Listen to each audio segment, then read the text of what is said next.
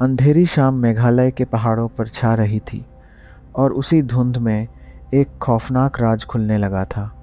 ये ऐसा रहस्य था जिसने वहाँ की खूबसूरत वादियाँ भी डरावनी बना दी थीं। इंदौर से आए नए शादीशुदा जोड़े राजा और सोनम रघुवंशी 27 मई 2025 को अपने हनीमून के लिए यहाँ पहुँचे थे। उनका सपना था कि झरने और हरियाली के बीच उन्हें सुकून मिलेगा, लेकिन उन्हें क्या पता था, उनका ये हसीन सपना एक भयानक बुरे सपने में बदलने वाला था। उन्हें आखिरी बार 28 मई 2025 को खतरनाक वेइसाओडोंग फॉल्स के पास देखा गया था। लोकल लोगों को बस इतना याद है कि वो कपल उस घने पथरीले जंगल में और अंदर जा रहा था। फिर सन्नाटा छा गया, उनके फ़ोन बंद हो गए, वो अपने होटल वापस नहीं लौटे। हनीमून का स्वर्ग जैसे उन्हें निगल गया था। कई दिनों की दर्दनाक खामोशी के बाद एक पागलपन भरी तलाश शुरू हुई। आखिरकार 1 जून 2025 को सर्च टीमों को एक भयानक चीज़ मिली। वेइसाओडोंग फॉल्स के पास एक गहरी खाई में एक सड़ी हुई आदमी की लाश पड़ी थी। जो पर्सनल सामान वहाँ मिला और जो पहचान हुई, उससे सबसे बुरा डर सच साबित हो गया। वो राजा रघुवंशी थे। पहली रिपोर्टें दिल दहला देने वाली थीं। उनकी तेज़ धार वाले हथियार से हत्या की गई थी। उनके शरीर पर गहरे कट और चोट के निशान थे।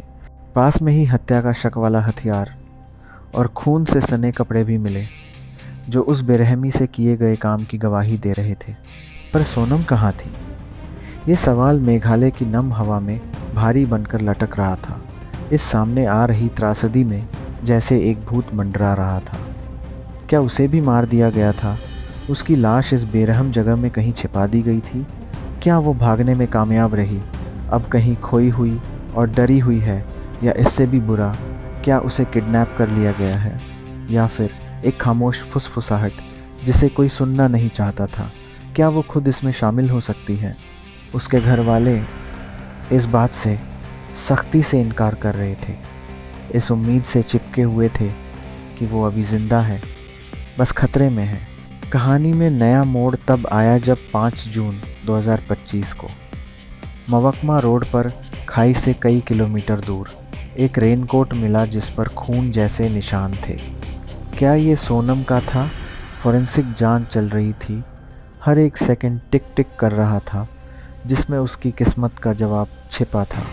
राजा का परिवार टूटा हुआ और बेबस सीधे प्रधानमंत्री नरेंद्र मोदी से गुहार लगा रहा है। सीबीआई जांच की उम्मीद लगा रही है। मध्य प्रदेश के मुख्यमंत्री मोहन यादव ने भी केंद्रीय गृह मंत्री अमित शाह से उनकी इस मांग को दोहराया है। उन्हें पूरा यकीन है कि ये कोई बड़ी साजिश है, अपहरण का मामला है, शायद इंसानों की तस्करी का भी। मेघालय पुलिस ने भी कार्रवाई शुरू कर दी है। एक स्पेशल इन्वेस्टिगेशन टीम बनाई गई है। एनडीआरएफ, एसडीआरएफ और फॉरेस्ट सर्च ग्रुप्स की टीमें, साथ ही उन लोकल लोगों की मदद से जो इन पहाड़ों के छिपे रास्तों को जानते हैं, बिना रुके इलाके की तलाशी ले रही हैं। फिर भी जवाब अभी भी नहीं मिल रहे हैं। 7 जून 2025 तक राजा का मर्डर पक्का हो गया है, लेकिन सोनम का कोई पता नहीं है। किसी की गिरफ्तारी नहीं हुई है, कोई पक्का सस्पेक्ट नहीं है। अधिकारियों पर भारी दबाव है। जनता और मीडिया की तरफ से इस हाई लेवल जांच की मांग हर गुजरते दिन के साथ और तेज़ होती जा रही है।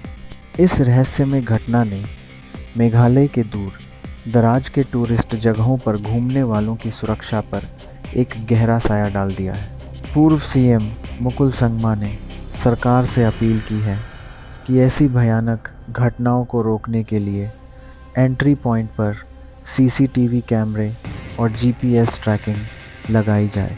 लेकिन अभी के लिए जंगल अपने राज को कस कर पकड़े हुए हैं।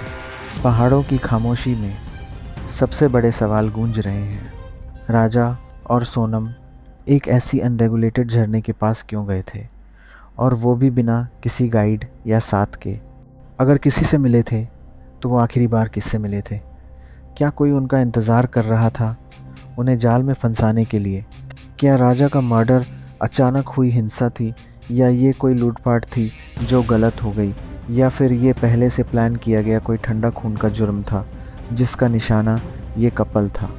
और सबसे ज़रूरी बात, सोनम रघुवंशी कहाँ है और उसके साथ सच में क्या हुआ?